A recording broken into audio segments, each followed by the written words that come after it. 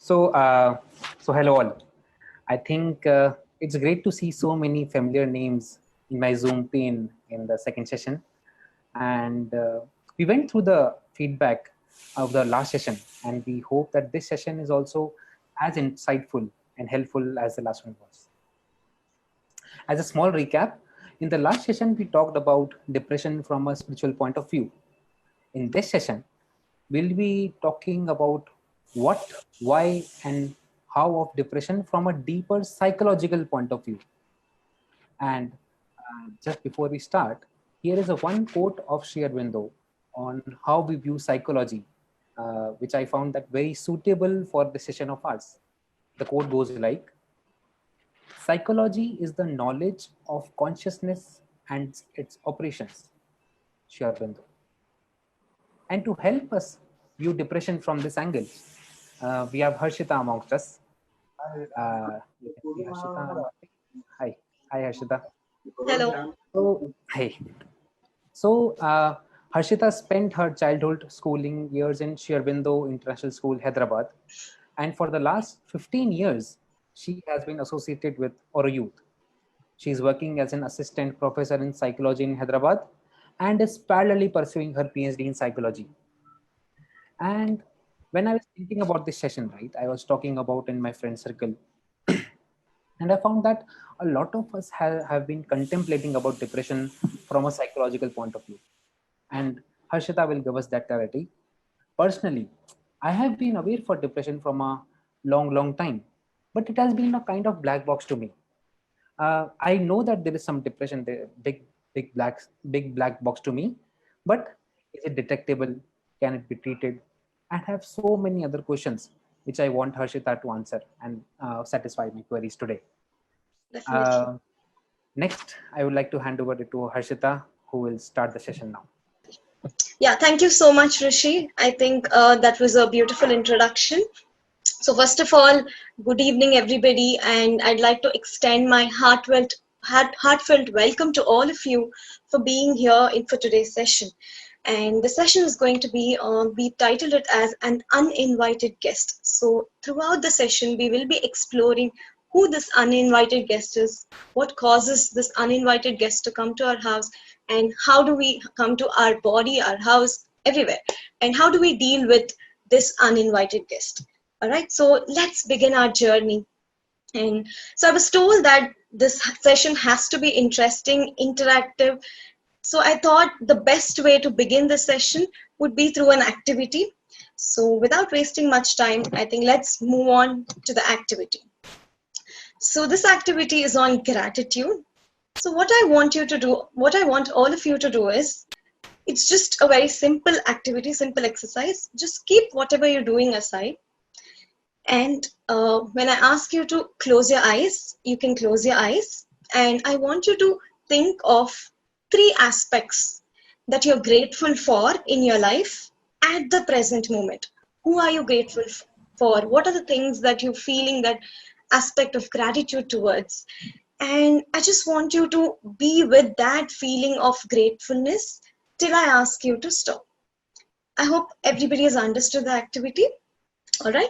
So can we all start? Can I ask you a little question, please?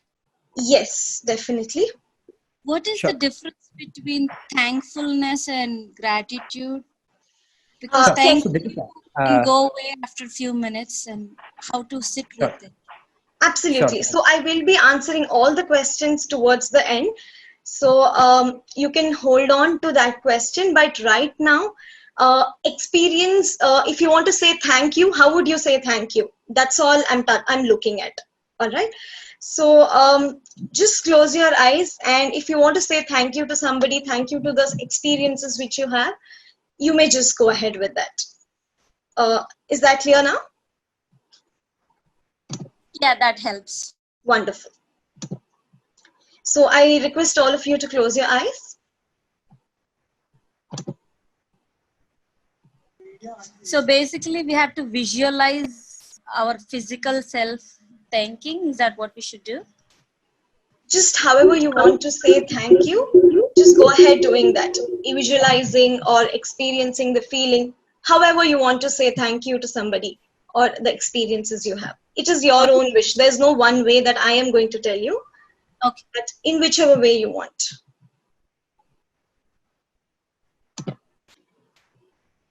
So just stick to that feeling of gratitude, that positive feeling where you are immensely happy. Just continue to do for a few more minutes.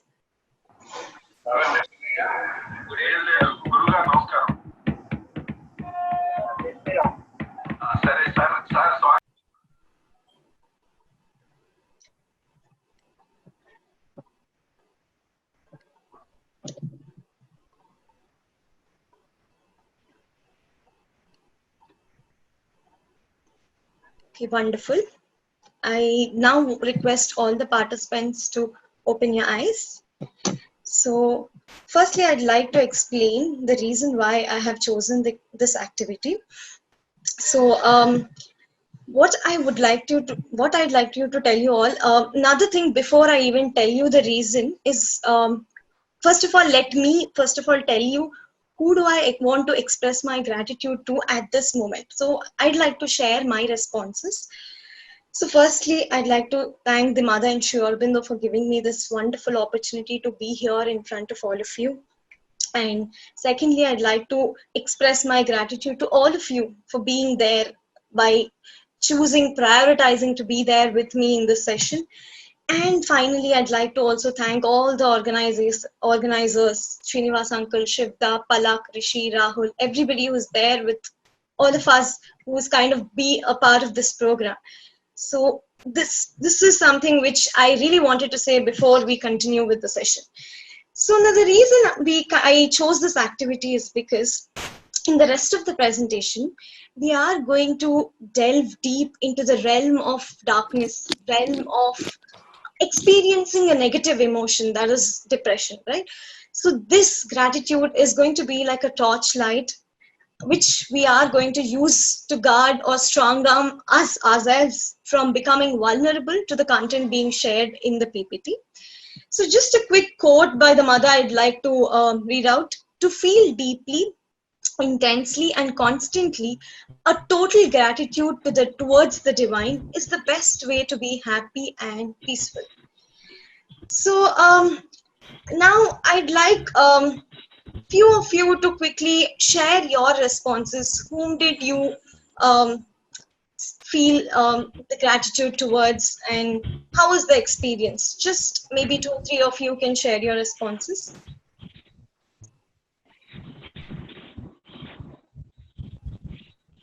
Or you can always type in the chat box as well. I actually. Yes, go ahead. To a flower for its beauty. Okay, wonderful. Hello. Yes. Actually, I couldn't remember anyone who I was grateful to. Okay. Other than myself. So, how do I do, or who should I think about now? So what in you is making you feel, you said you were able to feel the gratitude towards yourself, right? What in you made you feel that? Myself. Like how I am or how I changed from what I was to what So I am now. absolutely, there is your answer, right? The transformation, the progress you had from who you were to right now, and you're grateful for that. So that's a great start. Yeah. Okay. Okay, wonderful. So yes, I think some of them have replied here. Freedom, gratitude towards my father. Okay, wonderful. To have access to education. Somebody is grateful. Mansi, wonderful. So yes. So I hope I really want you to kind of stick to this feeling throughout the presentation, so that it is going to be with you as a torchlight that is going to help you save yourself, right? Okay, great. So now we will move on. So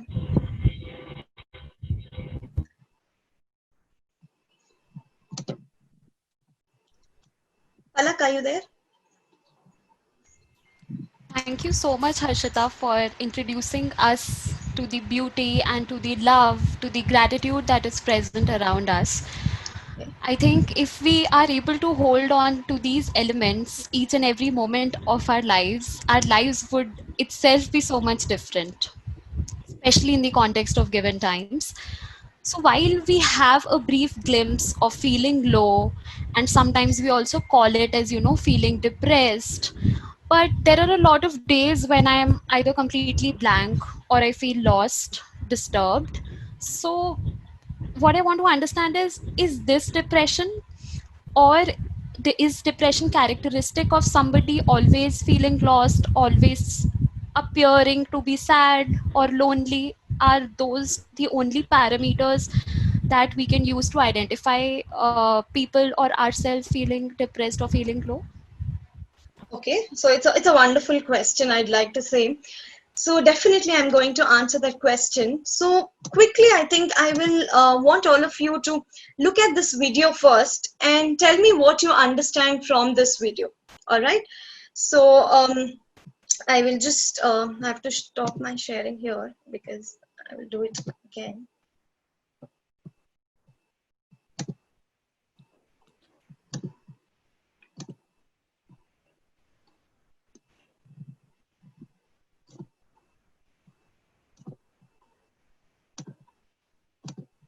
Yes. All right, so I want all of you to please look at the video, listen to what the video is saying, and I want you to give your, I want to hear out your responses. Okay.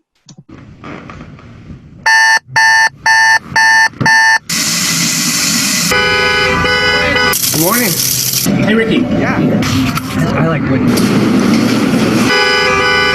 Oh, what's up, man?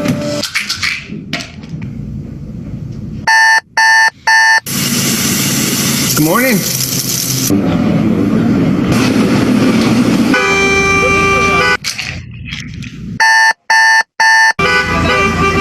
Good morning.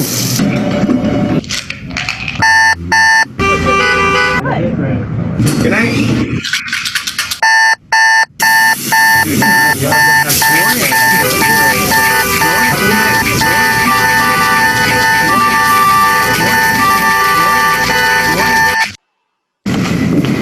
Hey, I just want to let you know that Ricky took his life last night.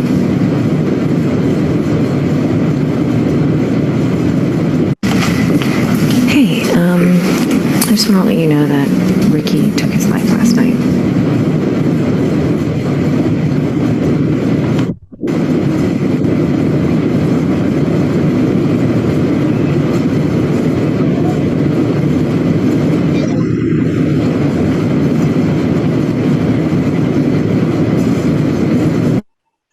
All right, so can somebody just tell me what have you understood from this video? Anybody can just type out your responses in the chat box. Whatever is accepted as normal is not really normal. Like, people will think just getting up and going to work is considered like regular daily life, where you just get occupied and you don't even notice what's going on, and when it's time to notice, you can't even really know how to process it. Okay. Just to add one point, if the audio wasn't very clear, so what happens, you see this person who's seems to be very upset, sad, and but still continuing to lead his life. However, and his friend, occasionally he comes and he kind of has a smile on his face and bids him hi, hello, bye, and all of that. And towards the end, his colleague comes to him and says the other guy who would put up a smile on his face and wish him, that guy had died by committing suicide, right? So that's the context here. So yeah, anybody else has any response? One more response I can take.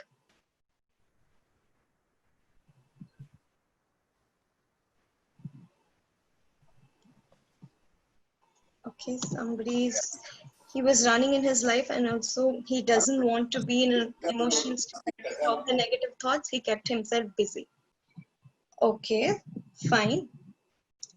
Yes, wonderful, Abhishta. It is not always apparent who's suffering from depression, right? So what you've seen here is the two people. You may think of this person having depression. Yes, maybe, may not be.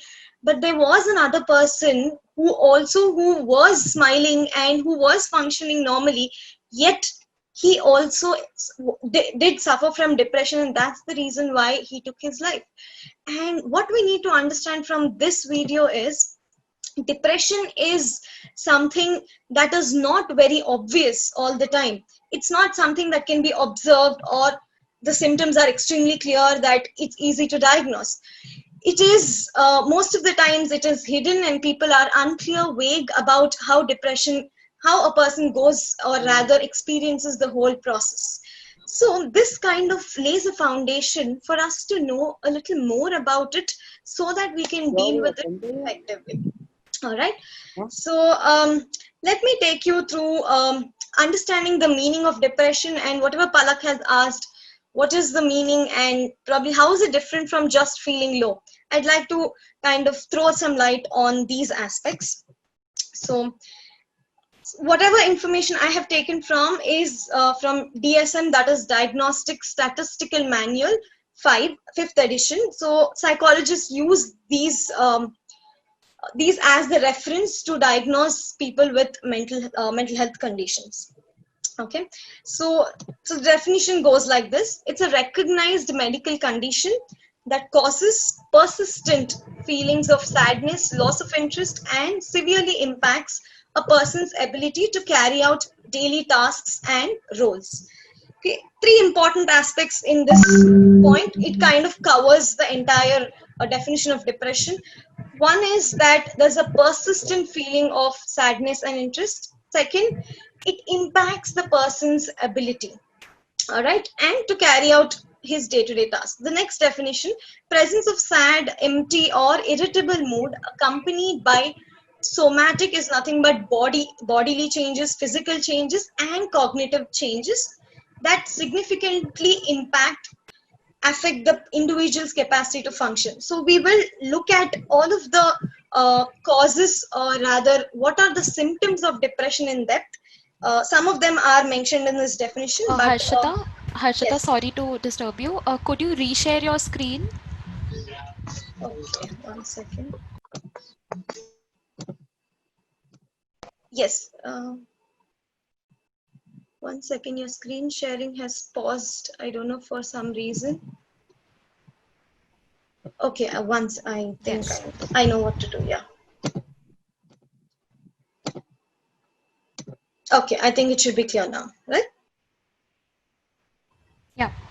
Okay, great. So yes, so these are the two definitions I just read out, but we will get into depth of understanding what are the exact symptoms. How can you diagnose somebody with clinical depression as a mental health condition?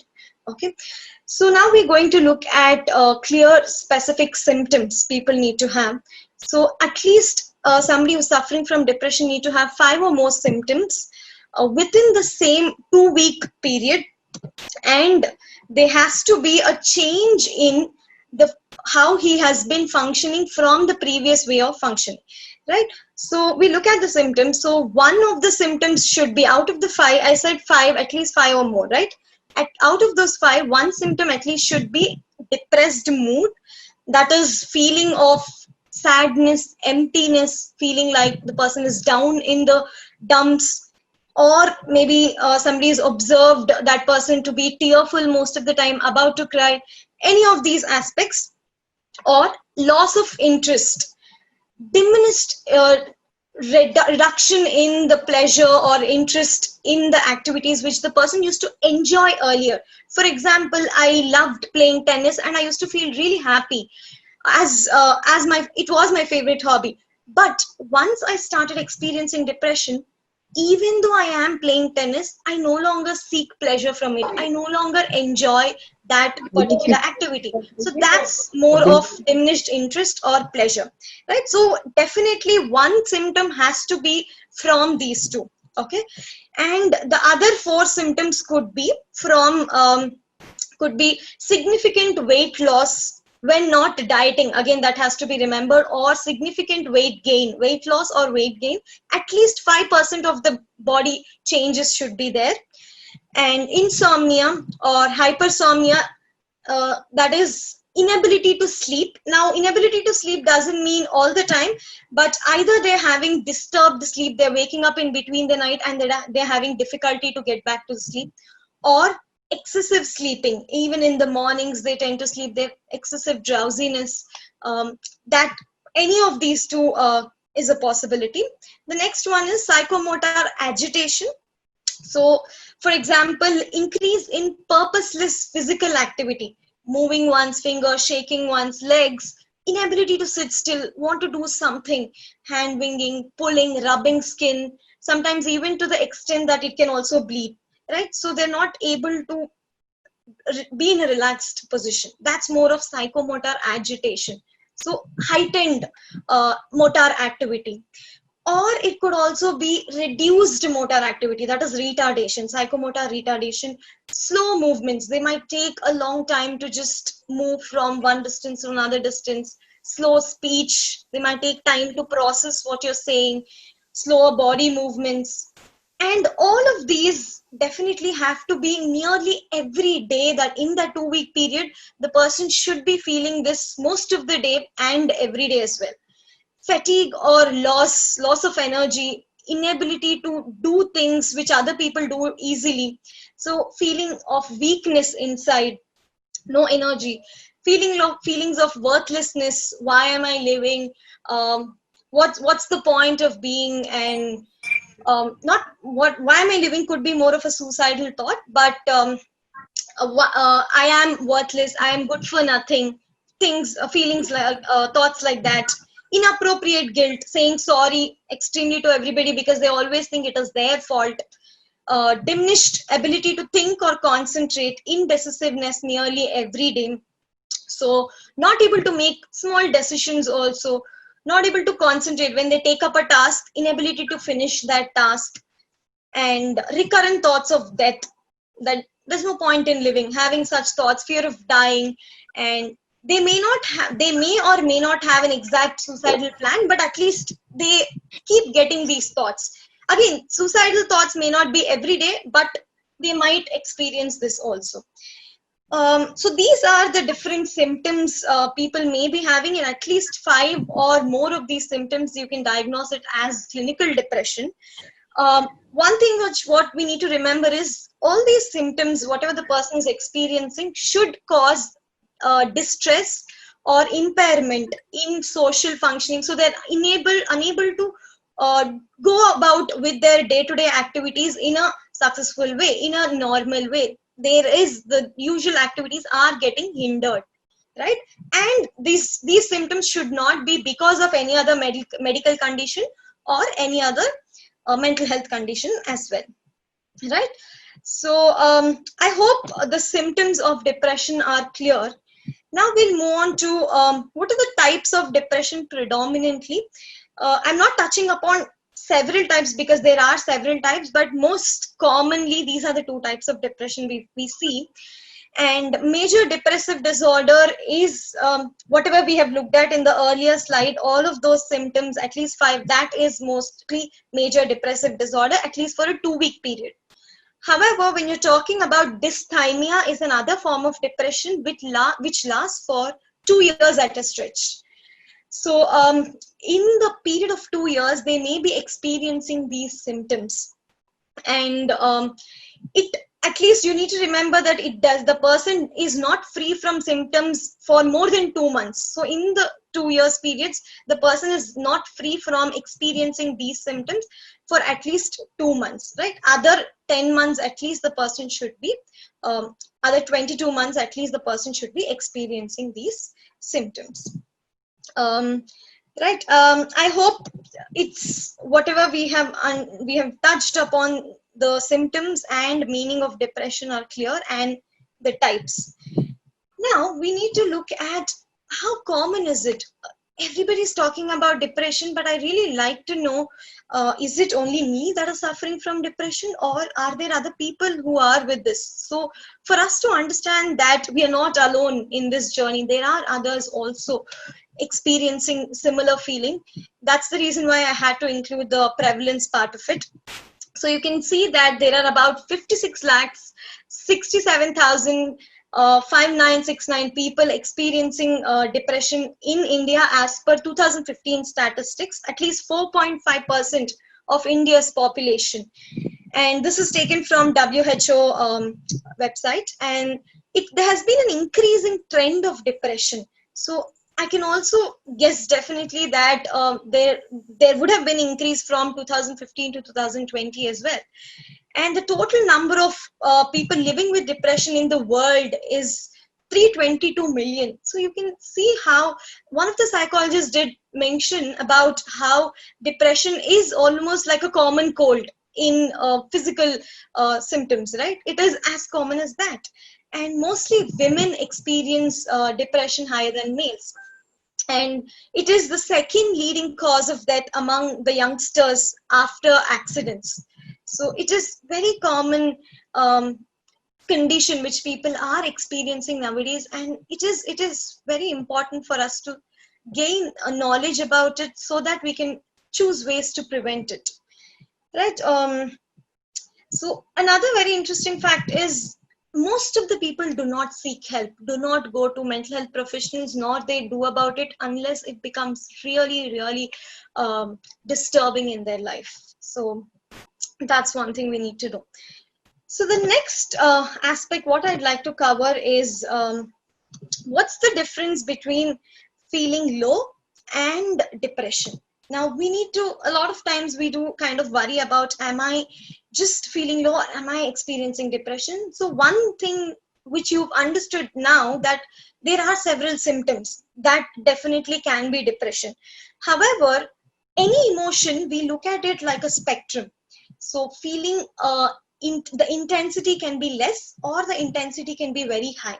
So it is mostly experience in this spectrum. So feeling low is something which all of us do experience whenever we have negative experiences, whenever our ego is not satisfied, whenever our expectations are not met.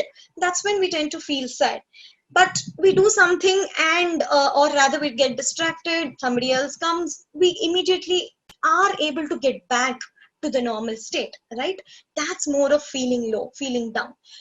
But clinical depression is more serious, more persistent, more deeper, right? And it encompasses all those which interfere in day-to-day functioning. Another thing which I'd like to share here is also a mental health spectrum. How do we understand a mental well-being of a person? All right. So here, if we look at mental health spectrum, there's a picture I put up here. There are 5 stages. Okay. So the first stage is excelling stage. When somebody is very happy with their life, extremely satisfied, optimistic, full of energy, positivity, you can say that person is totally excelling. And remember one thing, nobody remains in one aspect all the time unless they have completely experienced the nirvana state, or they are with their inner self. They've experienced that static feeling of immense pleasure, immense joy, and immense happiness. Unless the person has reached that level, everybody else experiences all these stages at different points in time of their life, right? The next one is thriving.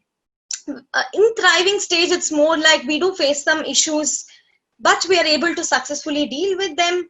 We are able to deal with our negative feelings, emotions, whichever come up in our system, and able to successfully function. Okay. The next is unsettled state. So this is when there are problems. We are trying to deal with the situations, yet we are successfully not able to effectively deal with our problems. This is more like a warning stage for the problems which might get worsened. We might also experience certain sleep disturbances, anxiety experiences, but occasionally. And that's more of unsettled. You're not completely thriving, you're not completely struggling, but you're somewhere in between. Next is more of struggling. As the term indicates, we are significantly troubled. we are experiencing low mood most of the time, and day-to-day problems are becoming a burden to us, and we're trying hard to cope with whatever we have, but we are not being very effective with that, right? And a more intense feeling of troublesomeness that we're experiencing here. The last part is the crisis. So people with diagnosed mental health conditions are unfortunately in this mental health state where they are experiencing conditions that they're extremely suffering. They need immediate help. The emotional pain is unbearable, and sometimes they're even losing touch with reality. Different aspects that the condition has gotten to a worsened state.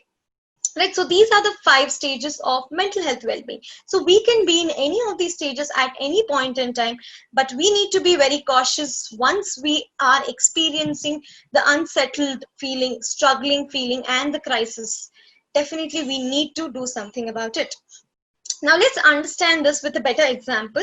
So I think I put up a picture here. If you recognize this person, he is Robin Williams, and we will understand his case of death. For all of you who don't know him, he is an American actor, comedian, and a singer, and he suffered from depression, and which he took his life because of depression. His life did have mixed episodes of all these stages, which we have learned today. In the initial stages of his career, he was excelling. There was a lot of opportunities, yet he was also thriving because there were certain setbacks which he was experiencing as an actor. Then around 2000s, he did deal with his friend's death. His friend had died because of addiction, and that's when he felt unsettled within himself, and he took time to kind of understand what's happening.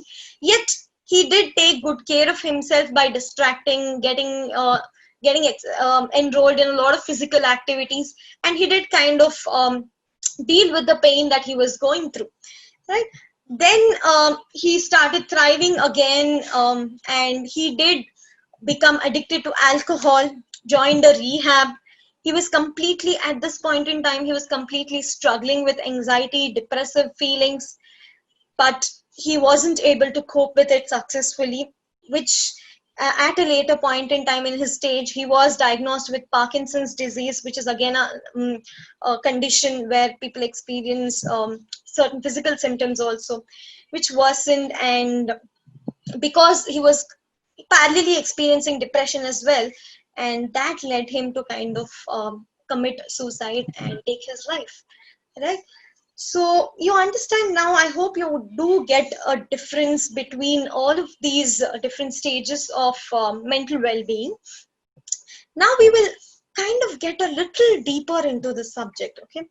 So we will understand what depression feels like. So here I'd like to read out some of the analogies given by people who experience depression. Okay, so one of the persons said that depression is more like a sandpaper bed.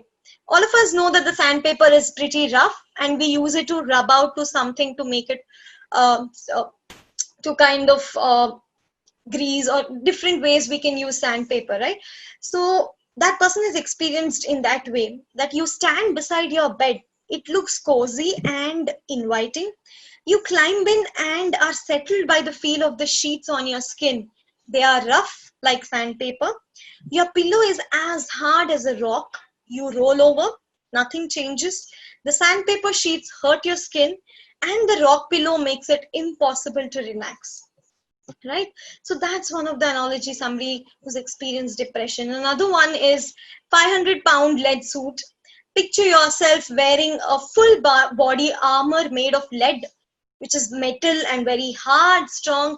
You try to go about your daily activities, but every movement requires tremendous effort. You want to move, you try your best to move, it's just completely exhausting. No matter how hard you try, you seem unable to take off your lead armor. It only removes itself when it feels like. That's another symbolic representation shared by one of the persons.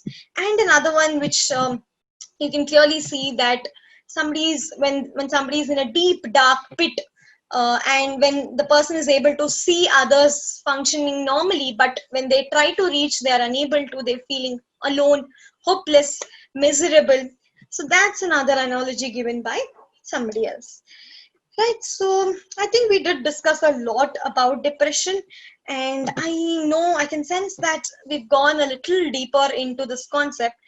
Now, to kind of get you back to what we are discussing, to kind of take your mind off this serious topic, I'd like to do a small activity on mindfulness. So, just mindfulness is nothing but just bringing back yourself to the present, what you're experiencing, getting in touch with yourself without making any judgments. All right. So, I quickly want you all to look around you and see 5 things that you're able to see in your surrounding. What are the 5 things that you're able to see? Can you quickly type out in the chat box?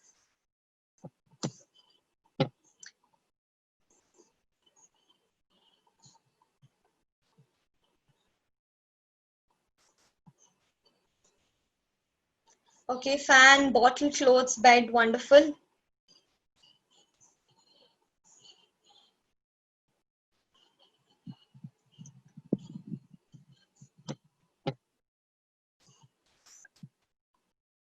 Okay, computer, picture of the mother, sure window, great. Notebook, desk, wonderful. A lot of responses, great. Now I want you to now I want you to feel 4 things that you can feel on your body. What are the 4 things that you're currently able to feel on your body? Could be anything that through your touch, you're sensing. What are the 4 things that you're able to sense with your touch?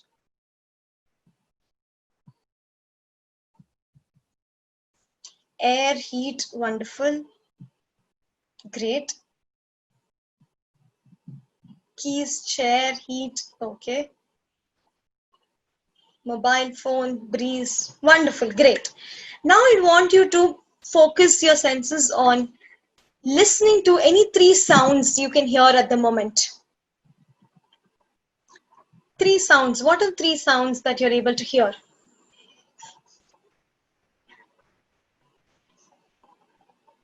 Okay. Yes, you're able to hear me. Wonderful. Thank you. That's reinforcing. News, water, flowing. Okay, wonderful. Fan.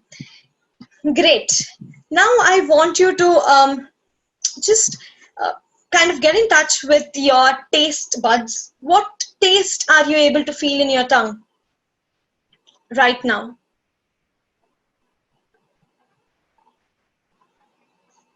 Chocolate. Okay, great. Taste of saliva. Wonderful. Okay, spicy, bitter. Great. Any 2 things that you can smell?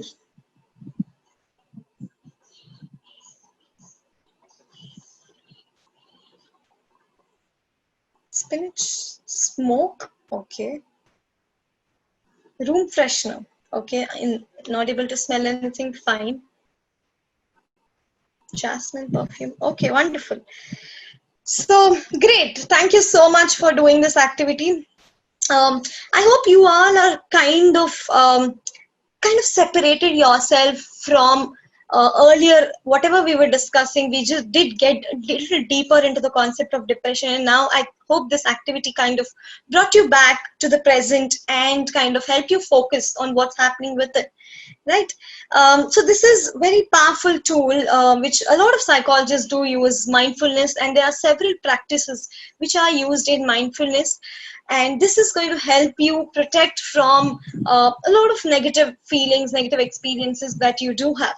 All right, and that's the reason why I had included it here. Wonderful. So,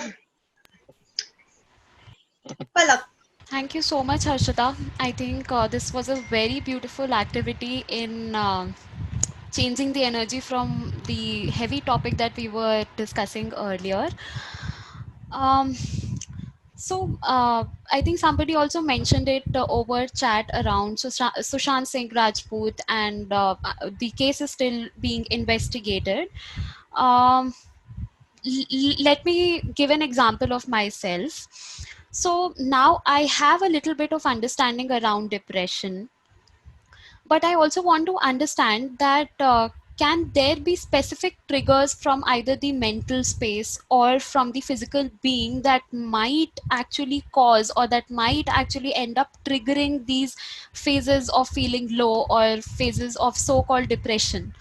Can you help us understand that as well? Okay, wonderful. So what I understand is probably where is this depression coming from? I think that's something which you'd want to know. Okay, great. So we will move on to understand the why of depression. This is also very important. When we know what is depression, we also need to understand why is it caused. Okay, so since depression is a medical condition, there are no clear-cut causes that have been identified by a lot of scientists. However, what they have understood is it is not one thing that causes depression, but interplay of several factors play a role in determining depression. And we will look at some of these factors that have been empirically proved to cause depression. First, genetics. Genetically, a person can acquire the tendency to get depression from parents. However, even when there's a genetical predisposition to acquire depression, environment also plays a role. The way in which a child is brought up, the experiences which a child has, all of that, those also has an effect in kind of manifesting that condition of depression. And first degree relatives, that is mother, father, of the individual with major depression, can a person who has any of the first degree relatives having depression, that person is more likely, 2 to 4-fold is the person is more likely to acquire depression. And at least 40% more approximately, we can say that depression can be genetic. And the next important personality trait is neuroticism. Okay, that has been proved to be connected to depression. Now, what is neuroticism? It's a long-term tendency to be in a negative and anxious state. So a person who's neurotic tends to experience sadness for a prolonged period of time, tends to experience these feelings of guilt, envy, impulsivity, anger, anxiety more frequently than normal other people who do not have neuroticism, not much of neuroticism. And neuroticism does encompass all of these negative emotions. There's a lot of study which proves that a person who has higher of a neurotic trait tends to get depression, tends to manifest depression at a higher rate. The next thing what we need to understand is the neurons and the communication between neurons get affected with people with depression, and it also leads to disturbances in the release of neurotransmitters. So it's more of, there are neurons in our body, and the way they communicate with each other, neurotransmitters are helpful for that. Okay, and these neurotransmitters do get affected, and that kind of has an effect on the mood and the feelings that a person experiences. For example, serotonin is one of the neurotransmitter. This is extremely helpful in our sleep, appetite, mood, and inhibiting pain. But people with depression have low levels of serotonin. Okay, another neurotransmitter is dopamine. It's a little technical here, but you need to understand that these are some things which kind of from within a person do affect the physical, the mental changes which a person has, right? Dopamine is mostly responsible for motivation, interest, and motor movements, all of that. And a person experiencing depression is kind of having insufficient amount of dopamine, release of dopamine, right? And there are several other factors as well. Now let's understand what are these brain areas that are contributing to depression. Hippocampus is one of the brain area which regulates our motivation, emotion, learning, and memory in people. And it is proved that people with the depression have a smaller hippocampus, right? And activity in the amygdala. Amygdala is another brain area which reflects emotional responses. And activity in the amygdala is risen to a higher state. That means more activity happens in amygdala when a person is clinically depressed. And that again kind of triggers the depressive mood, and it continues that person to continue being in that state. A lot of hormonal disturbances, imbalances also lead to depression. And stressful life events such as death of loved ones, abuse, romantic relationship breakup in a romantic relationship, accident, illness, all of these emotional traumatic events in a person's life also can cause depression. So what happens when any stressful event happens is stress triggers a chain of chemical reactions in the body and responses. Our body has a tendency to respond towards stress so that we can fight it and we can get back to our normal state. But when somebody is experiencing extremely stressful event, the body is constantly engaged in kind of battling the stress, right? And when stress is persistent, it also enables certain changes in our body and brain, which can have a long-term impact on the entire system itself, right? And it kind of gets exhausted in the process. Now, there are other causes such as abuse of substances like drugs, alcohols, also cause depression.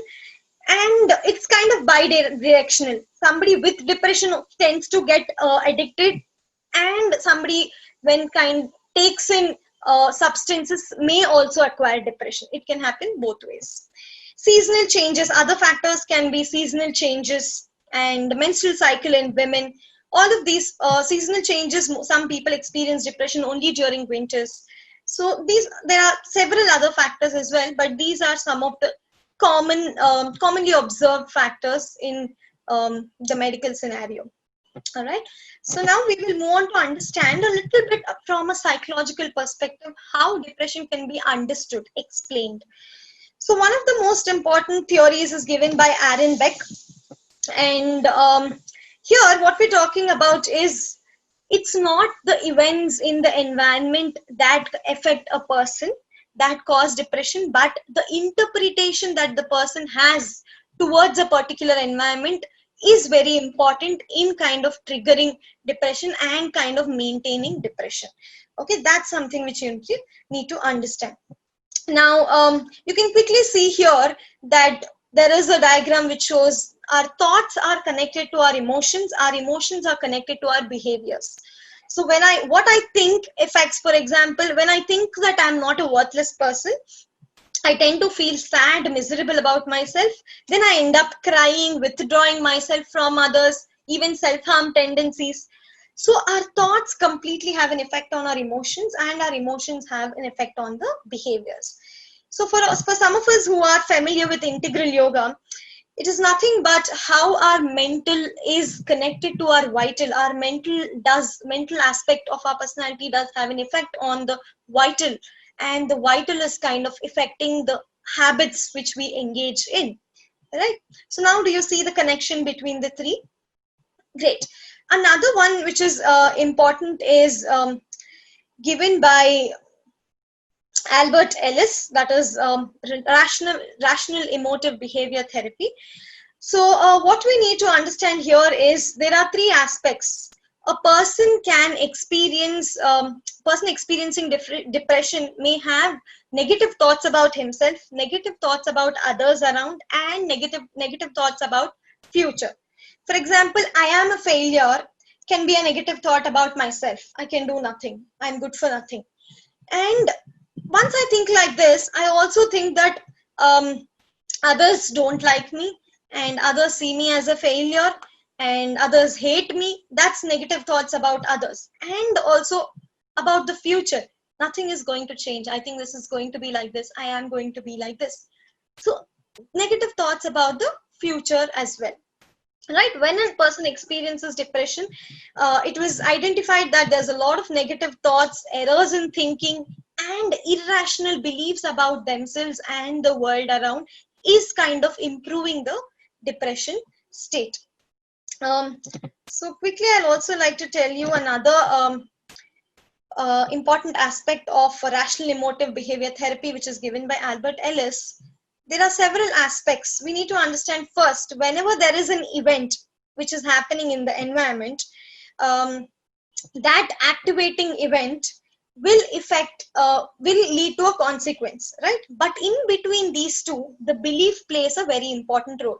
Here, clear example: break up by girlfriend, right? You're the guy and you are experiencing a breakup from your girlfriend. So you tend to believe that I'm not worthy to be loved. Nobody loves me, right? If that's your belief, immediately you tend to think of depression. You tend to experience depressive mode, self-doubt, loneliness. That could be emotional consequences, physical consequences, which is kind of, this cycle continues unless we kind of dispute, unless we kind of intervene this cycle, right?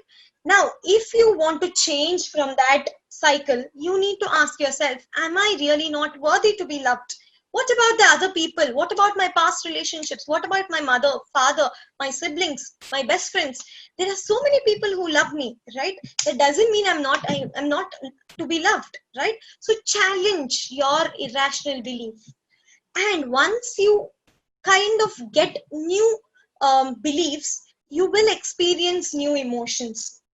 Then you may feel a little upset. I'm not saying that's not to be, you will completely become extremely happy. No, we might experience the feeling of being upset. However, the intensity of that emotion drastically reduces when you change your thoughts, right?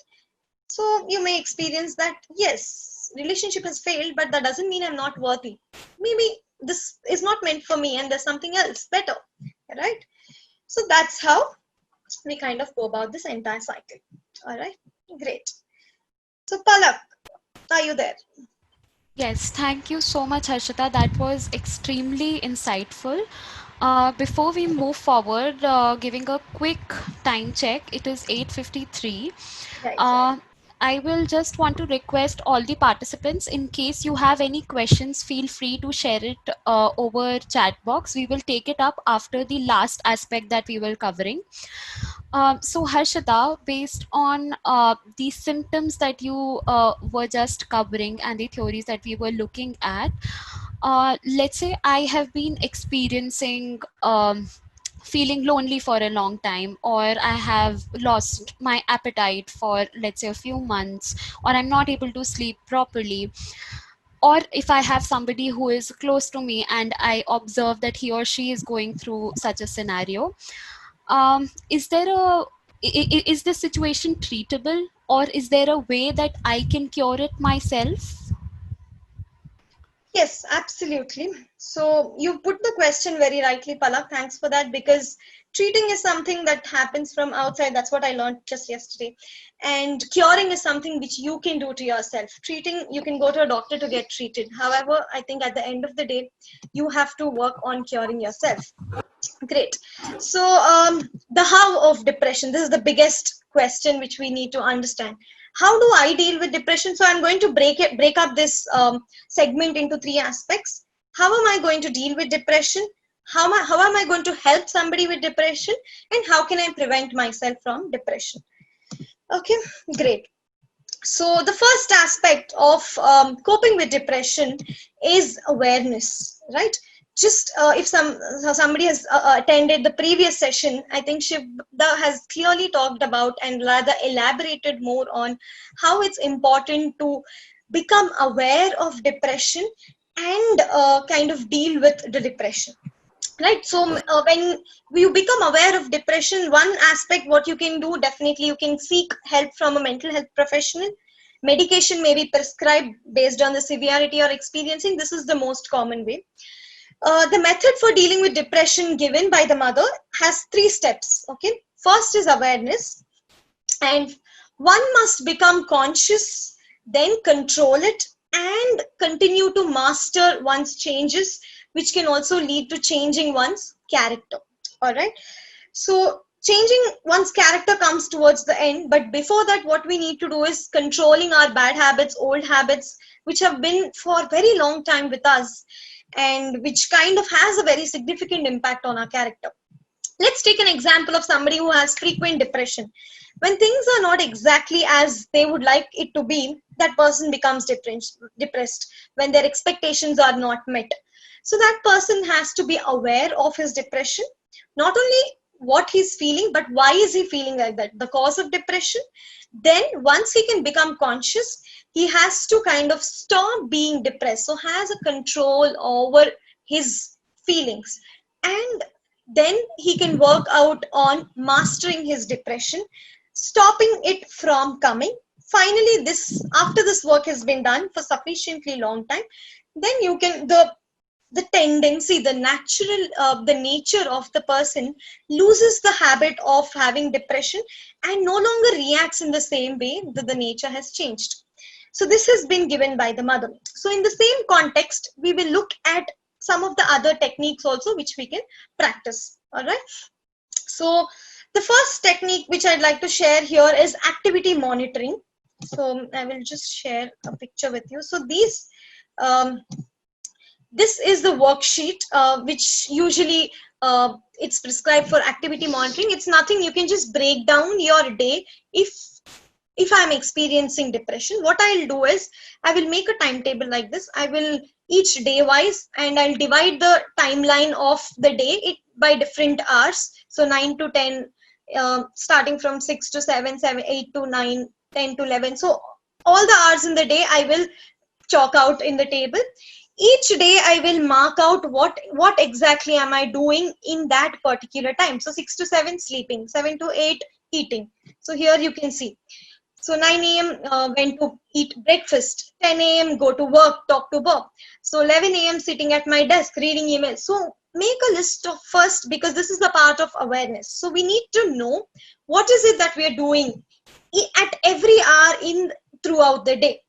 Okay, and which aspects is making you feel a little better about yourself, so up or down. So you can mention for each of the activity, each of the hour, whether it's up or down. So this is one of the techniques which you can use to deal with depression.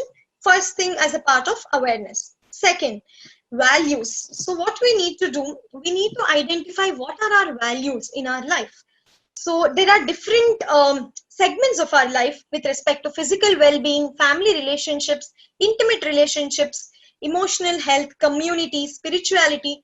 So you can divide your life into different domains and identify what are the values which you have in each of these domains. For example, love and bonding is very important for me when it comes to my family relationship. I really want to be loved and I want to love them, and I want to experience that bonding. Now you may ask me, why is it important to write down these values? Now, why is it important is when I identify my value, I strongly feel for it. Now I have to look at what are the activities I can do which will make me kind of experience and strengthen my values. Okay, so love and bonding, I'd like to spend more time with my family, right? So that can be an activity identified with family relationships. Now, intimacy, trust. So I'd want to be more intimate and I'd want to trust my partner. So I might convey to my partner every day that I really love him. I really am there for him, right? That's something I'd want to do as a part of being, as a point of experiencing intimacy. So in that way, each value has to be written down, and what are the activities that a person can do with respect to the value, with respect to the values should be carried forwarded. Okay, so here the next one is activity planning worksheet. So same thing what you've done in activity monitoring, we have to plan our day in such a way that we are incorporating some of the values into our own day-to-day life. All right, so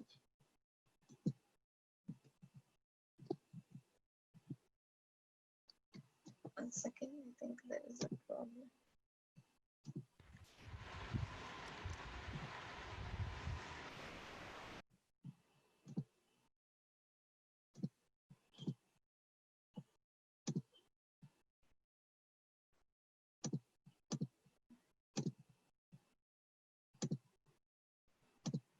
Yeah, great. So these are the important techniques which we can look at when we are experiencing depressive symptoms or depression. Now, one thing which we need to remember is, yes, I have a timetable. What if I don't work out? what if I don't follow all of those? It's okay. First thing is to get into these and accept that it's okay to not to do it. Pick up small things at a time and continue with whatever you're doing. All right, that kind of increases our motivation. The next thing is mindfulness. So experiencing mindfulness, being in the present. Stop is a technique, nothing but stop whatever you're doing, take a breath, observe yourself and breathing, your breath, and observe what's happening within you. What are your sensations? What are your thoughts? What are your feelings? And proceed with whatever you're doing. So it's as simple as that. But try to, if you implement this, I think we all can really try to keep pulling ourselves back to the present instead of being in our dreamy world. All right. So gratitude is also another technique which is extensively used, whatever we have tried in the beginning. Practicing the gratitude enhances the feelings of positivity. Okay. So I don't know why my system is getting stuck.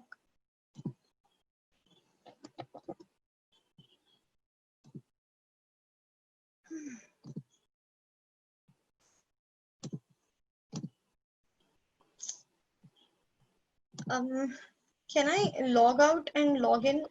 I'm not able to share the screen.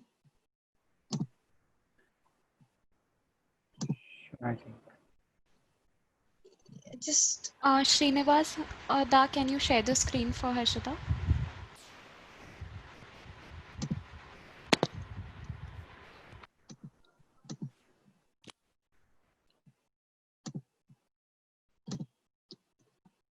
okay, 1 second. I'll just try one last time.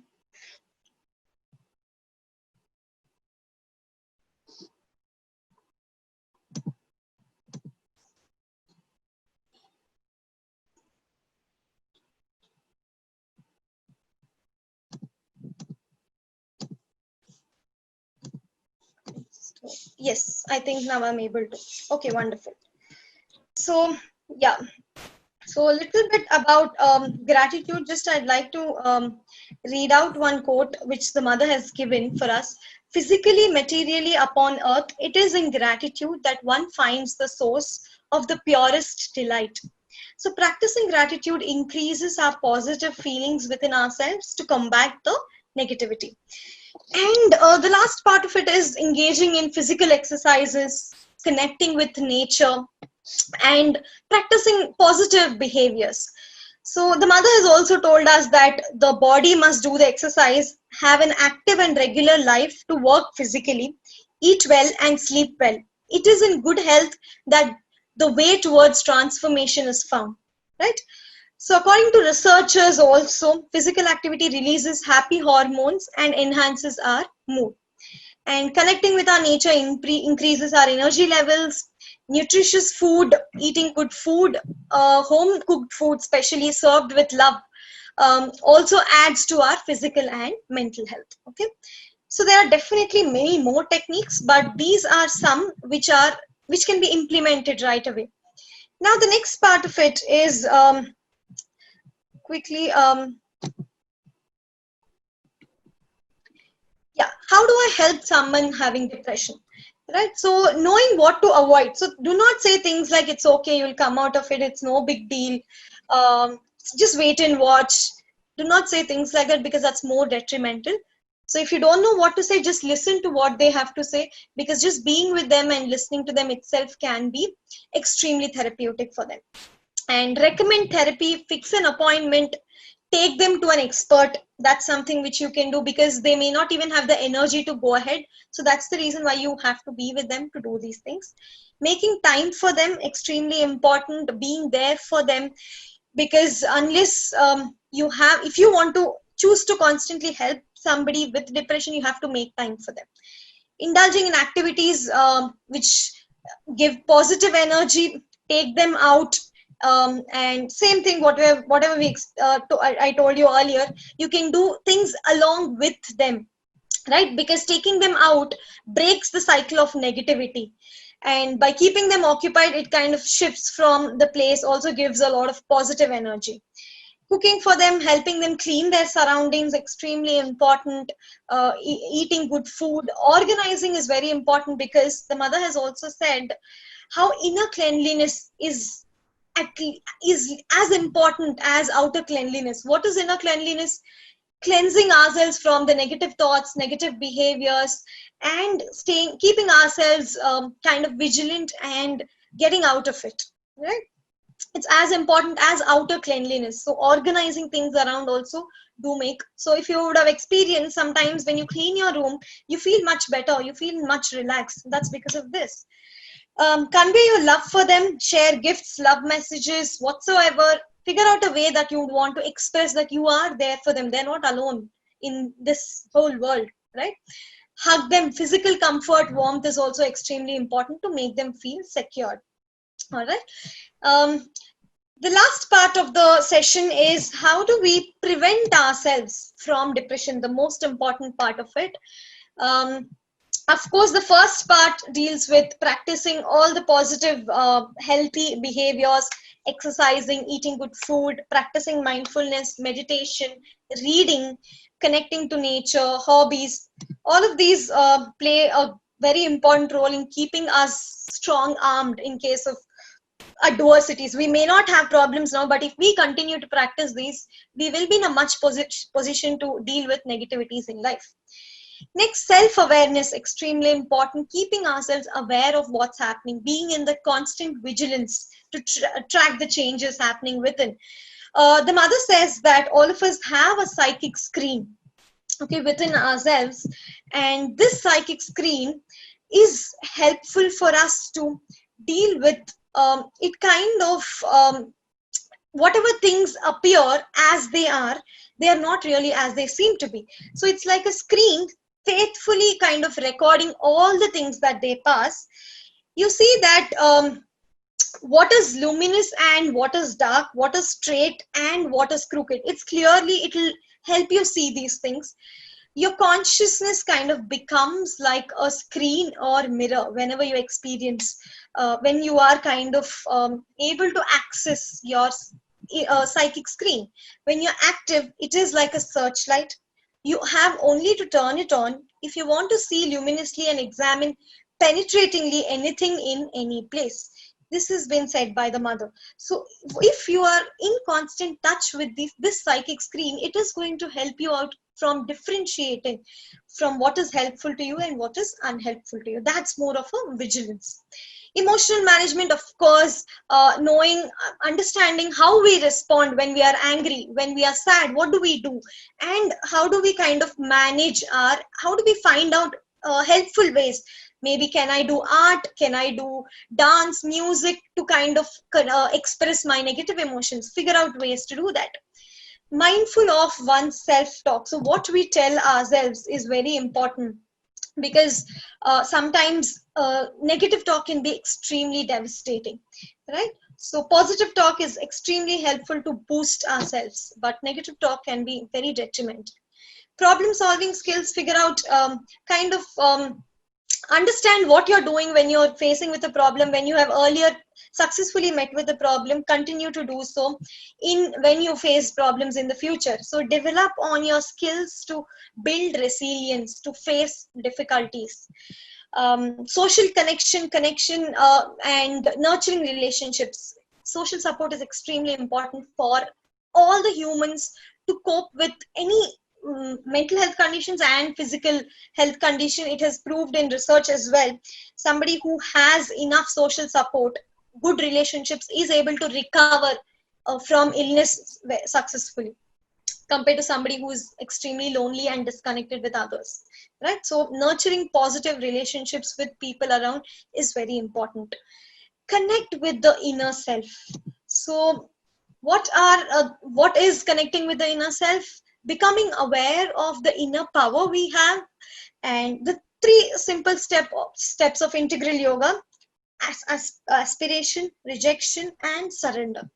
Aspiring for the grace of the divine, rejecting all the negativities around, rejecting whatever is unhelpful for our growth, for our progress, and trusting the divine, relying on the presence that is there inside to guide us through the journey of our life, right?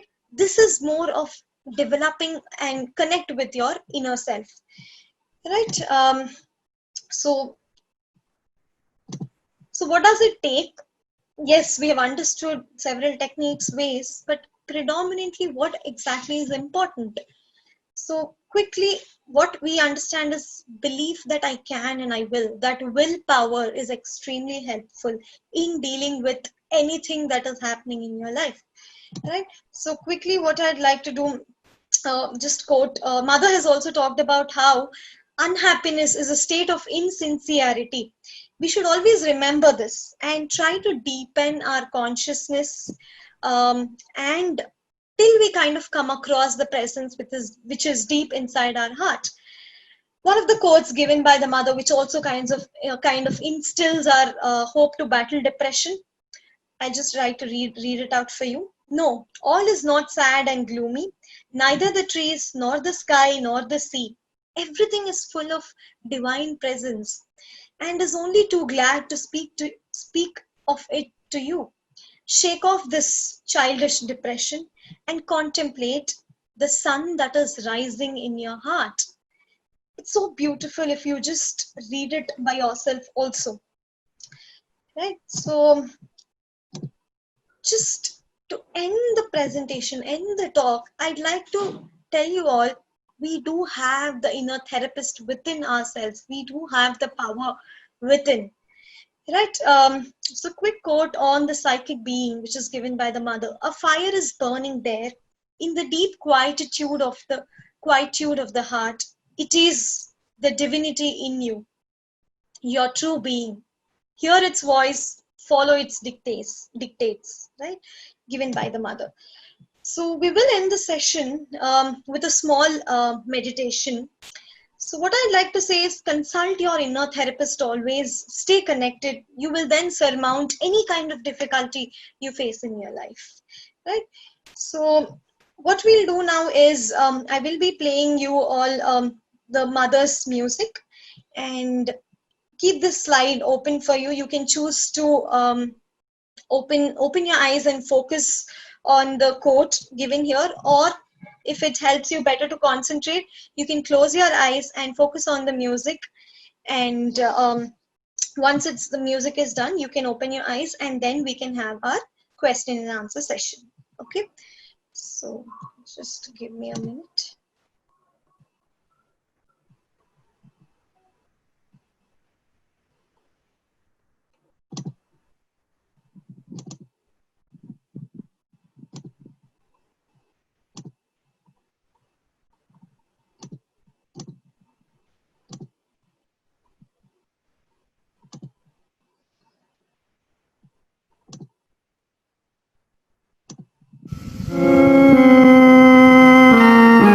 Palak, was it audible? Yes, it was audible. You can Okay. start. Yeah.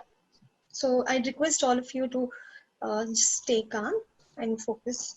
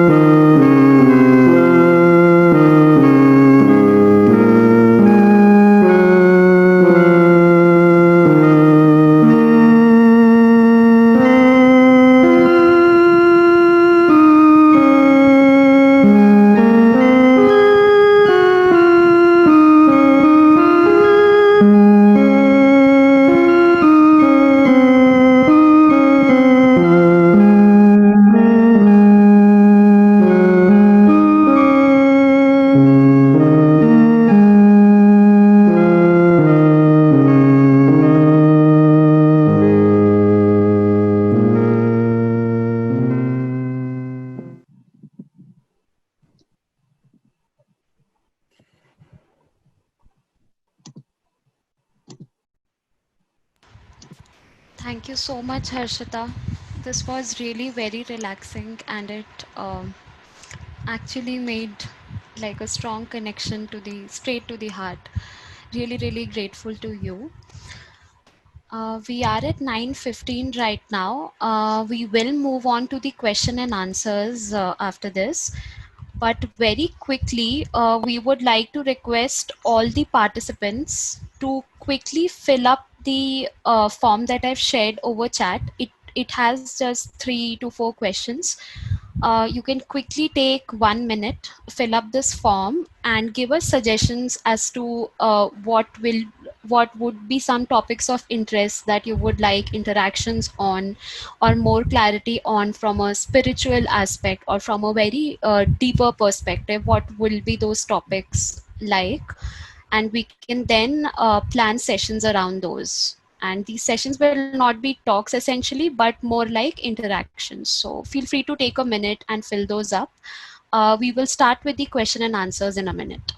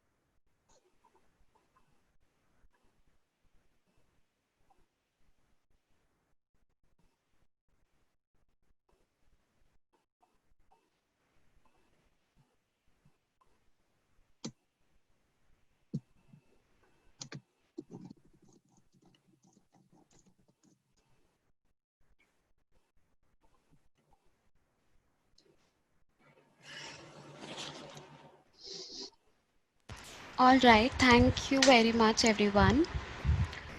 So we begin with question and answers. So the first question that we have is from Mansi, and I think this is one question that a lot of us also have. So Harshita, let's say we have identified that we are under depression, or there is somebody who is undergoing depression. What should we follow? Like, are there certain things that need to be wary of, like these are the things that I should not be saying, or certain things that I can say when somebody is feeling depressed, so as to not making his or her condition worse? So how can we talk to a person who is already dealing with depression? That is the question from Mansi. Okay. So yes. So the first thing what you need to do is, first of all, not talk, but to listen. I think that's very important, because you are there for them. So you need to convey that I am there for you. I'd want to listen to what you're experiencing. What is it that you're going through? Because when we do not know, it's easy for us to say, why don't you do this, why don't you do that? It may not be difficult, so avoid things which are like suggestions to them, because I'm sure they would have heard of the suggestions several times. So first try to understand what is it that they're experiencing at the moment, and do not criticize or dilute the feeling. So that's what people usually do. So that's something which I think you should start off with. After you understand what they are experiencing, I think, what is it that I can help you with, right? That's another very important question, fundamental question. Even in counseling, as psychologists, we do ask that what do you want, why, what is the reason for seeking therapy, what do you want to do, right? So understanding where is it, what is it that they'd like to, uh, what is it that they're looking at from you. Once I think you ask these two questions, you'll get the flow, you'll know what to do, what is it that they want you to do, and then you can continue, you can take it on from there. Yeah, Mansi, do you have a follow-up question? Yeah, thanks a lot, Harshita. So you said that we need to ask them how we can help them. So Right. what I think is a person dealing with depression or any feelings of lowness won't be able to figure out how someone can help him or her with that, right? So I mean, so that's what I want to figure out. Like I we cannot ask the person, and I also don't know. So how to deal with that? So when the person is not able to clearly tell you this is what I'd like to do, then I think whatever we have discussed in the slide, how can you help them? You can suggest, you can talk to them. Do you think, is this going to be helpful? Instead of telling somebody, do this, you can discuss whatever we have discussed in how to help somebody cope with dealing with depression. You can point out those, help them, and make time for them and implement all of those, whatever we have discussed. All right. Okay. Thank you, ma'am. All right. Thank you, Harshita and Nancy.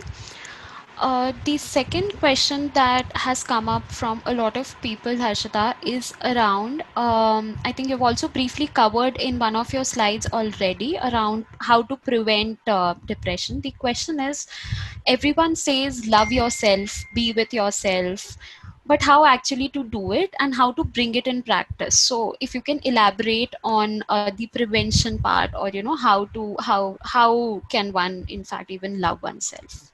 Excellent. I think most relevant question, something which we really need to understand. Self-love.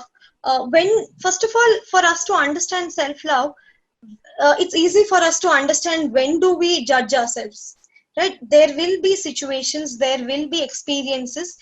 That's when we need to be mindful of what is it that we're telling ourselves. So the importance of self-talk, which I kind of a little stressed upon, and the CBT theory, when I explained, it's not the experiences that kind of affect us, but what we think about them. Same thing. It's not about outside happenings that kind of help us react, but what is it that we tell to ourselves about ourselves plays a very important role. So to be mindful of the self-talk which you are having is very important for you to know whether are you loving yourself, or is there an anger, is there hurt, is there sadness that you're experiencing, self-pity, what is it that you're experiencing towards yourself? So that awareness is very important, and these are the ways you can identify what is the attitude that you're having towards yourself, right? And usually according to some of the theories in psychology, we say that in what happens in our childhood and the things that others tell us is something which we keep repeating to ourselves, and that's the reason why we have a lot of negative self-talk, right? So we need to be aware of, is this coming from the outside or is it really me? When you get in, like whatever Shiv Bhaiya was talking about in the last session also, when you can really get in touch with your inner self, there's nothing negative, it's all positive, it's all joy, right? But if there is something negative that is coming, it is definitely from the outside, right? So if you are able to become aware of where is this coming from, I think it's easy to reject it and separate yourself from it and try to say things that makes you happy and that makes you positive and connect to your inner self. Yeah, By connecting. thank you so much. I just want to add something. So, as you said, be aware of it. So, when you said aware, so we think we are, going to it, we are knowing each thing, but we don't even understand those words, and Okay. right, and Yes, even absolutely. it happens with me when I think about myself and think about my qualities. When I go deeper and deeper, I just messed up with myself. I feel so into some confusions, You into get lost, basically. right. So it's very difficult for me to cope up with it, and I just sit in a corner and think about it. I'm such a kind of this guy, or it comes into kind of a depression somewhere. Okay, so one thing which you can work out, see, to track your thoughts is to write. So writing really helps us to not mentally delve in it, but physically you are putting it out in paper. That makes you see where your thoughts are going. That's one way to become aware. When I say aware, there are several techniques which you can use, but one of the techniques which you can focus on is writing to see where your thoughts are going. Thank you. Thank you, Harshvardhan. Thank you, Harshita. Moving forward, there's a question which says, how can we even know that the person is suffering with depression when he or she is covering the depression with a smile and not expressing? Yeah, this is a very very practical, tricky question. Only if you talk to them and spend time with them, when they kind of have the trust with you, I think that's when they will open up. And discussing these topics, discussing not having the stigma to talk about it, I think that's also important to kind of address these issues. But if there's no way that you are able to see it, then it is pretty difficult. You need to try to build that bond so that they can open up to you or talk about these issues, create that situation where they may have the tendency to share with you. Yeah, a follow-up question to this. Just another thing to add, also observing people, like if somebody has experienced a life stressor, for example, death of a loved one, we know it's not easy, though they are not though they are roaming around with a smile, you know that there has been a stressful event in that person's life, right? So it is your responsibility. If you want to help them, you can always indulge them in the talk about the event. How are they coping with it? What happened? How are they feeling around that? Yeah, Harshita, another follow-up question in this segment is, as you mentioned, talk to expert or doctor, but we have fear to share with them. There are insecurities, and we do not know what to share or what to say because we are messed up in this situation. Harshvardhan, would you like to add anything to this question or maybe explain it? Can you unmute and explain your question a bit? Yes, actually, I came into this situation. I just went to the doctor and I was just expressing myself that I'm going through this lot of situation and problem. So she listened to me and she was asking in between the question. So even I was I was just trying to tell her. Then suddenly she took me to the higher level doctor, CMO, and she said talk to them. So in that part I feel that insecurity, and even there is a break of connection. So there was a point where which you have to mention that statement, but you are not able to come to the direct point. So there's things goes on. So that's what I want to ask you, how we can say and how we can share when these kind of things happens to with us. One thing is, when you approach a counselor, and at least the person who's trained in dealing with mental health conditions, definitely something of that sort wouldn't have happened. What happened to you was maybe, yes, a psychiatrist could have done that to you who just operates from a medical model.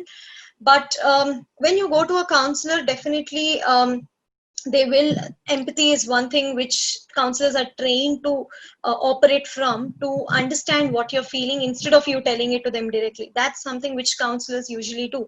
But if stigma is present everywhere, insecurities are there, but one thing you ask yourself fundamentally, that who is it that's going to benefit from this entire experience?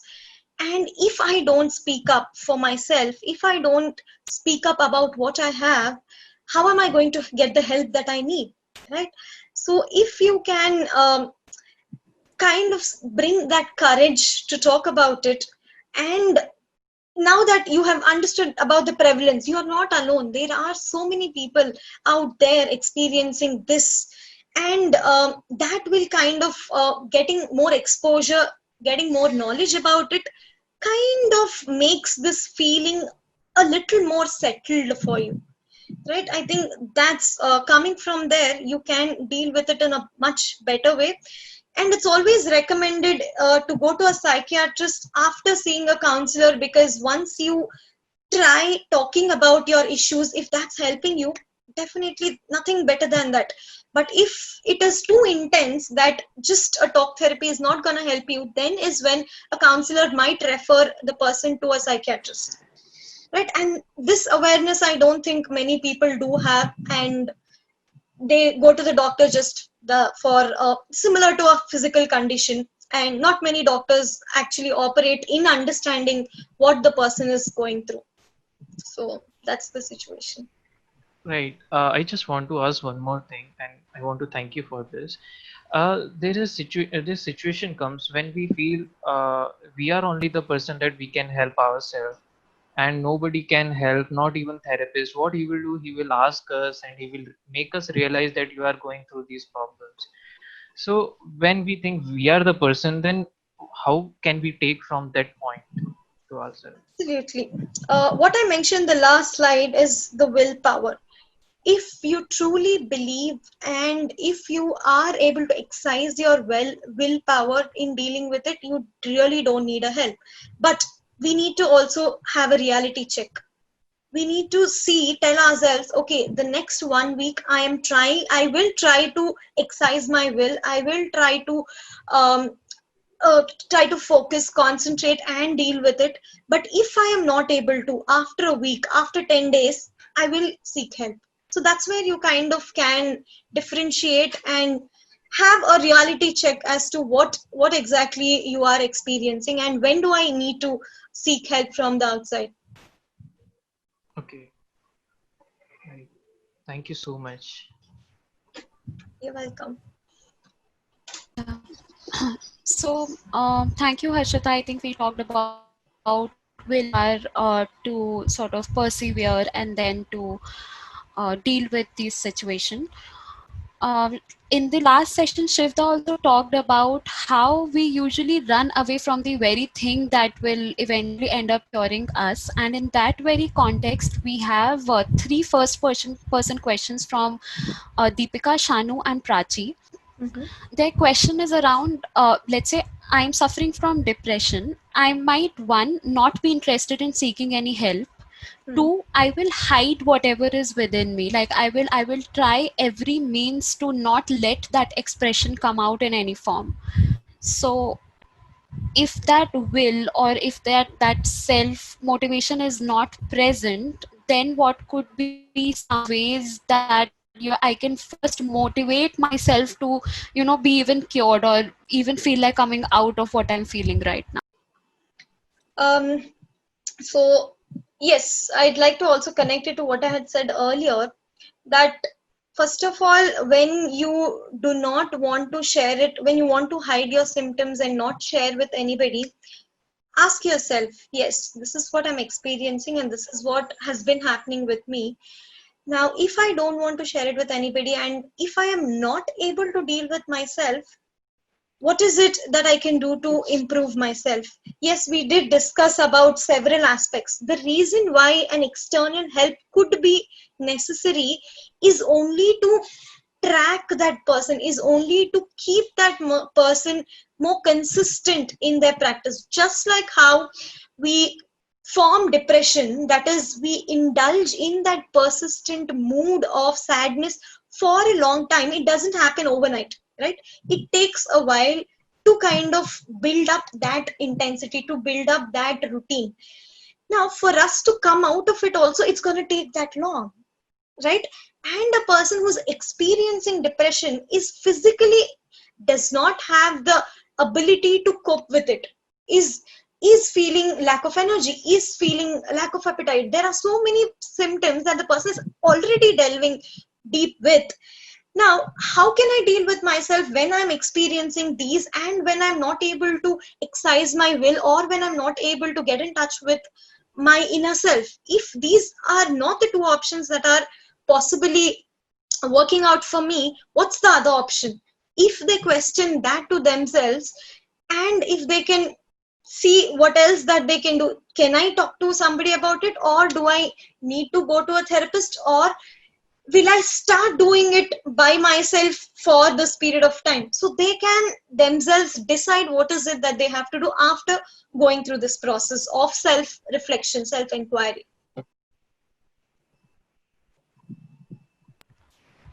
Prachi, Deepika, Shanu, do you have any follow-up questions on that? Okay, I'm hoping it's a no. Moving forward to the next question. So we have a question from Pooja. A person follows all the procedures needed to cure depression and gets cured. Then one day again, after 1 year, it suddenly comes back from nowhere. In this case, it becomes more critical. And what can a person do in such a situation? Yes.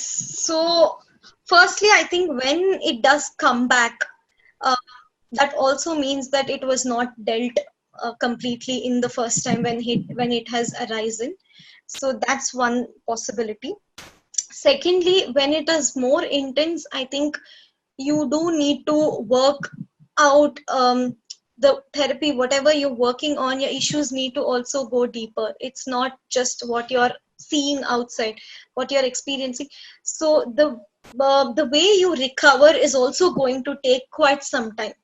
So that's something, of course, there might be medication which could be suggested, there might be therapy, there might be several activities. So it's going to be a holistic work that the person has to indulge in, because it is not something which it happened to that person once. It is being recurrent, right? When it is being recurrent, it is becoming a part of that person's personality. It's becoming more deep rooted. Right, so that is something which the person need to be aware of and consciously work towards healing it from deeper, and not rather than just dealing it with an outside perspective. So usually when people are getting treated for depression, 1 in 4 per people usually can symptoms subside in 3 months. And for some, it may take, mostly 3 out of 4 people, it may take around 1 year also. So that's the normal time when people kind of the symptoms go away and they kind of resorted to the normal life again, based on several factors of what is it, how much effort they're putting, and what is it that's happening with the therapist. But these are the statistics. Thank you, Harshita. That was really helpful. We have the next question and the last question that we'll be taking for today from Rajendra, which is around the vital being an obstacle to our sadhana. Rajendra, if you are there on call, can you speak up? Can you unmute yourself and go ahead with your question? Harshita, Shivda, Srinivasta, feel free to respond. Hello? Hello? Yes, we can hear you. Okay, thank you for giving all the answers for given questions. And one more thing, I'm doing sadhana or mother and prayer window. Always I'm getting obstacle by little being, getting in depression. It takes 1 week time for getting get it off from that. Always difficult to move forward. I don't understand that. As I know, so many books reading ratings of Mother and Sri Aurobindo, but at that time we can't remember that any sentence or mother's name or anything. Yeah? So that it is very difficult to do some after this. I think that we leave from that path, but mother's ways get back sometime. Kindly give your suggestion. How can you move from that depression while I'm giving some of my. It is always obstacle by my vital being, and also getting very pain in that part. Okay. And by doing some pranayama or some after and it anyway it takes 3 days or 4 days time. It will take. So please kindly give some suggestion. So the quick suggestion which comes to my mind is just the practice of the 3 simple steps. Okay. I think what has mother told, what we do in integral yoga, aspiration, rejection, and surrender, I think beautifully works if you are aspiring constantly, and if you are able to reject what's not helpful and ask yourself, is this helpful?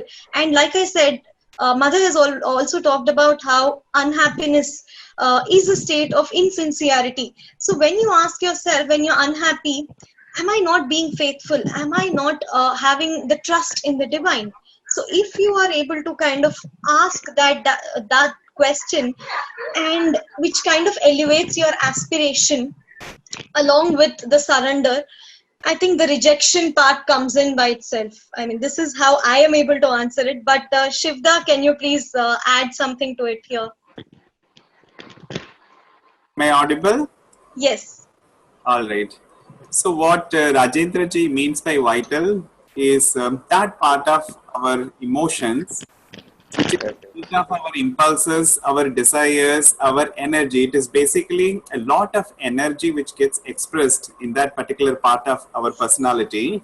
Yes. And untrained, they can be a tremendous hindrance to our sadhana or any progress that we want to make. And one of the forms in which it pokes its head is definitely the depression. So one of the first thing we learn to do is to bring it under our control by one simple practice. What Harshita said is we learn to distinguish 2 parts of ourselves. There is an inner part of us, which is 24 karat gold, and it contains all the positive energies. And the play of desires and emotions and ambitions happens on the outside part of us.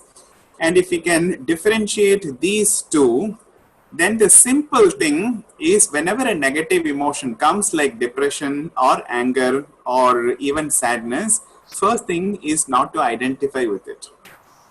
And how do we do that? Several ways of doing it. One is offering it to, if you have faith in the mother, faith in a divinity, you can offer it as if this doesn't belong to me. It is an uninvited guest who has come inside. And any uninvited guest who comes inside, it is up to us to entertain it and then engage with it, or simply to say that I have nothing to do with you and ignore it. So even if a vibration of depression or anger comes, if you learn to ignore it, you will find that if you can stick with that, ignoring that emotions, very quickly that negative vibration loses its energy and it fizzles out. So one of the excellent things in dealing with this negative vibration is ignoring. The second one is, of course, if we can offer it to a higher power, to the divine, to the mother, if we have faith in it, that is a definite one. A third one is we don't even look at what are the negative things we will have to deal with. We simply go on increasing the positive habits and automatically the negative things will fall away. Just to give you an example, if we carry a lot of fear, one thing is taking up a fear and working on it, and sometimes that becomes counterproductive. We add more strength to the fear. Why don't we develop courage within us? So we enter into exercises. If it's a physical courage that is needed, or if it is an emotional courage that we need, we start building up that courage, and automatically we will find that the fear factor comes down. So simply focusing on positive things, positive experiences itself will make the negative things lose their energy. So this is another excellent method you can make use of it. So combined with these, they could be an excellent method of working on the vital and converting into an aid. Mother says that if the vital gets converted into our friend, there is no limit to the possibilities of progress that we can make. So hope that is sufficient for now. Of course, the topic is very vast. Hello. Very nice description by Sevan Kumarji. Thank you very much, sir. And Arshita is very nice. And in Sri Arbinda's Synthesis Yoga, one sentence is there. I think you are having, we know all the things, you are doing all the things, putting into the sadhana, and almost all the outer circumstances have been controlled, taken up. And after taken over, out of our hands, at the end of taking over by vital way. Did you understand my sentence? Hello? We understand it correctly. There are a lot of things which are not within our control. Yes, yes. We have no possibility of changing them. But I would like to take the question a little deeper. Do we have control on ourselves even before even, do we have control on the thoughts that come to our mind or the emotions that play in our heart? Because without first gaining control over these thoughts and emotions which play within ourselves, we cannot actually gain control over the outside scenario. In fact, self-mastery is a key success towards gaining control over ourselves. If we know how to control my thoughts and emotions, then I know how to extend it so that I can work on the and change the thought atmosphere as well as the emotional atmosphere. Using my physical energies, change the outer circumstances too. Self-mastery, and it is self-mastery which gives us. I told them, I said, be careful when you. Circumstances. Always be conscious everywhere, every time. All. Be conscious every moment at every time in the awakening state. Is it, sir? Sorry, that was not clear to us, but I think you would have understood the drift, because the first step is working on ourselves and gaining control of the energies before we can hope to gain control of the circumstances outside, because the outside is an extension of our inside. So if we are in charge of the inside, working on it, developing these capacities more, we will gradually be master of our circumstances too. We will be able to actually shape the thoughts of the people outside. In fact, take our country, India, whose thought and culture has been shaped by a few people sitting on the Himalayas who were called rishis. So 3,000 years back, the culture itself got set in simply because those rishis were able to influence an entire group of people and initiate a culture which unfortunately we are on the verge of losing it, but we can always recover it back. But the drift is gain control over ourselves, and we extend our capacity so that we gain control over the circumstances. Over to you, Palak. Yeah. Thank you so much, Harshita and Shivda. So just want to mention, in case any more of you, Pragya and others who have questions that are still pending, feel free to write to us. We have shared our WhatsApp numbers in the poster that we had shared earlier. Feel free to write to us, and we would love to take your questions and we will reply over them on email. I would like to invite Rishi to extend gratitude and thank everyone. Rishi, over to you. Sure, Palak, thank you. So yeah, I think I will just conclude the whole session in a short summary, maybe a 1-minute summary. So first of all, Harshita, thank you very much. I personally feel very thankful for clearing the doubts. I am sure other people are also echoing my sentiments. And as the meeting is coming to an end, I am feeling much more confident about hows and whys of depression. I think just to give you 3 pointers on the presentation.